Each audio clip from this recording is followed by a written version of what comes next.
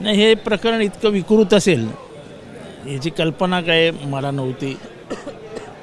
अनेक वेळा त्यांचं बोलवणं आलं की जितेंद्रला बोलवा, कारण माझ्या गावापासून काही किलोमीटर अंतरावरच त्यांचं गाव होतं.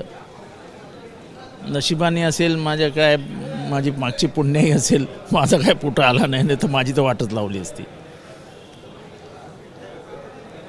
पण ज्या परंपरेविरुद्ध महाराष्ट्र लढला, म्हणजे बुद्धापासून चार्वाकापर्यंत महावीर जैन, बसवेश्वर अण्णा, तुकाराम महाराज, एका व्यवस्थेविरुद्ध महाराष्ट्राची कायम लढाई होत आली आणि ती परंपरा महाराष्ट्राने मान्य केली आणि महाराष्ट्र त्या विचारांवर चालला. महाराष्ट्र त्या विचारांपासून दूर होतोय असं आम्ही जेव्हा बोलतो त्याला हा पुरावा मिळतो. महाराष्ट्रामध्ये पूर्वी काळ्या जादूची कधी चर्चाही होत नव्हती, आता काळ्या जादूला राजश्रय मिळतोय असं चित्र निर्माण झालं. आणि अनेक मंत्र्यांच्या कडे बघताना लोक त्यांच्या हाताकडे बघायचे की यांची कुठली बोट कापलेलं नाही ना.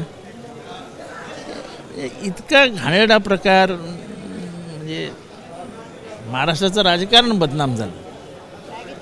हे महाराष्ट्राची म्हणजे जी जगभरात ख्याती होती, पुरोगामी महाराष्ट्र, संत परंपरेचा महाराष्ट्र, तुकारामांचा महाराष्ट्र, शिवाजी महाराजांचा महाराष्ट्र, आज कोणाचा महाराष्ट्र?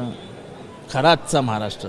आता नशिबाने हा खरात आहे, हा जर खान असता तर खतम.